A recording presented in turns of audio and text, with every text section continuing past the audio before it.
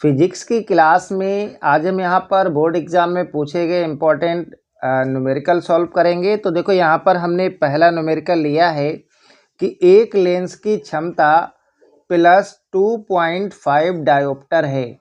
Lens की प्रकृति तथा फोकस दूरी ज्ञात कीजिए। ठीक है, तो इसमें आपको लेंस की क्षमता दे रखी है, आपको फोकस दूरी बताना है और ये बताना है कि लेंस कैसा है। ठीक है, तो देखो क्षमता दे रखी है, यानी कि लेंस की क्षमता दे रखी है आपको। तो ये लेंस की क्षमता को P से डिनोट करते हैं। P बराबर दिया है आपको प्लस 2.5 डायोप्टर। कैलकुलेट क्या करना है भाई, फोकस दूरी निकालनी है, यानी कि F equal to question mark. ठीक है, तो इसका फार्मूला क्या हो जाएगा, ये होता है आपका P इक्वल्स टू 100/F।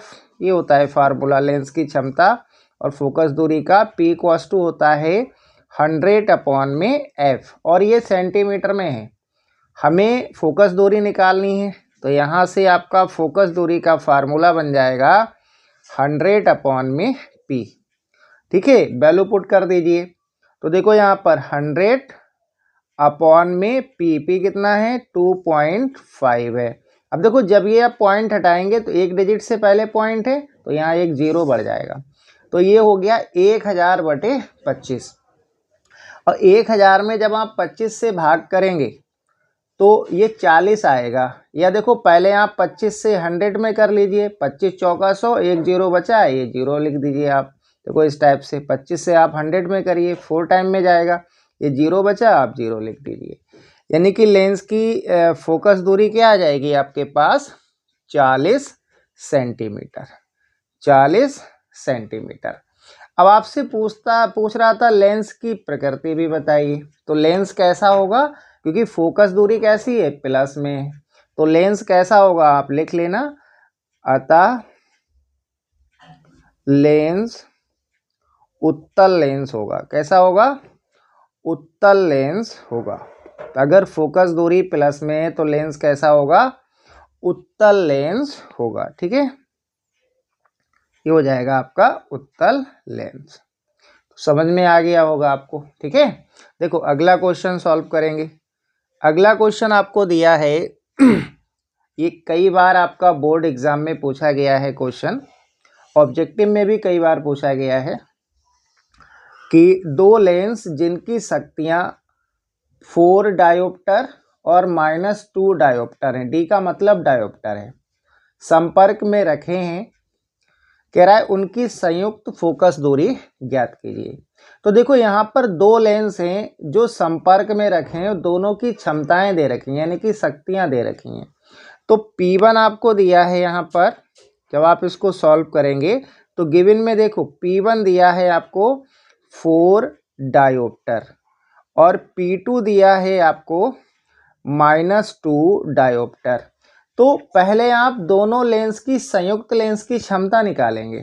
तो इसके लिए फार्मूला क्या होता है, P इक्वल्स टू यानी कि P1 प्लस P2।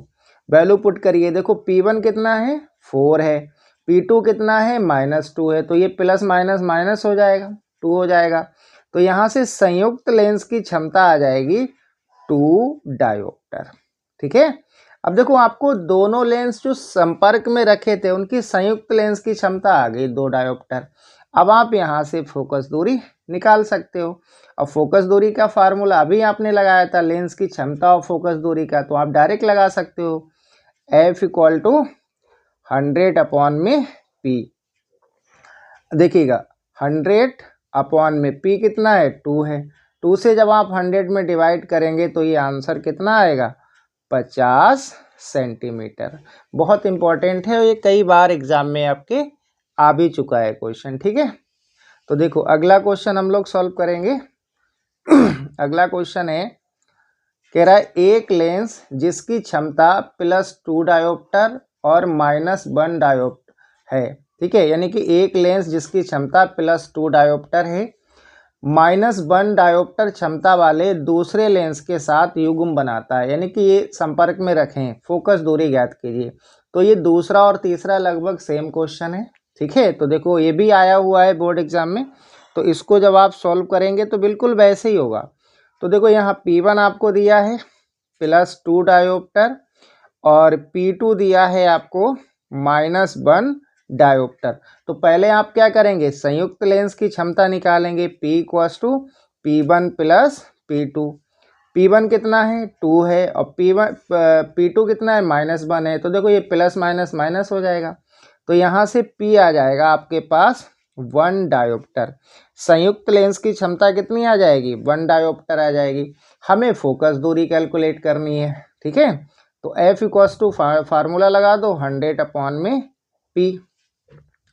F = 100 और P कितना है 1 है, 1 से डिवाइड करोगे तो 100 ही आएगा।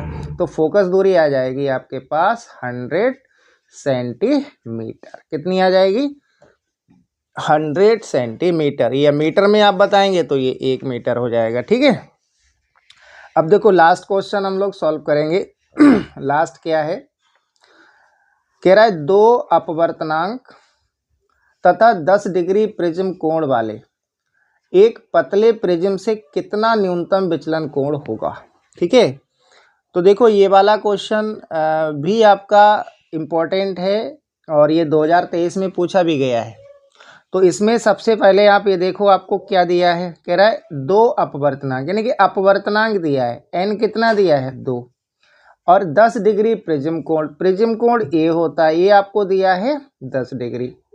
कह रहा है कितना न्यूनतम विचलन कोण होगा, डेल m निकालना है, डेल m =, ठीक है। तो आप फार्मूला लगा दो यहाँ पर। इसका फार्मूला क्या होता है, ये होता है डेल m = n-1 और इंटू A होता है। वैल्यू पुट करिए, n कितना है 2 - 1 और इंटू A कितना है 10 डिग्री। अब देखो 2 - 1 क्या होगा 1 हो जाएगा और इंटू 10 डिग्री। तो यहाँ से डेल m कितना आ जाएगा, डेल m यानी कि न्यूनतम विचलन कोण आ जाएगा आपके पास 10 डिग्री, ठीक है। तो यहाँ पर जो भी हमने क्वेश्चन आपको कराए हैं ये सभी आपके बोर्ड एग्जाम में पूछे जा चुके हैं, तो इनको आप बहुत अच्छे से कर लेंगे, ठीक है।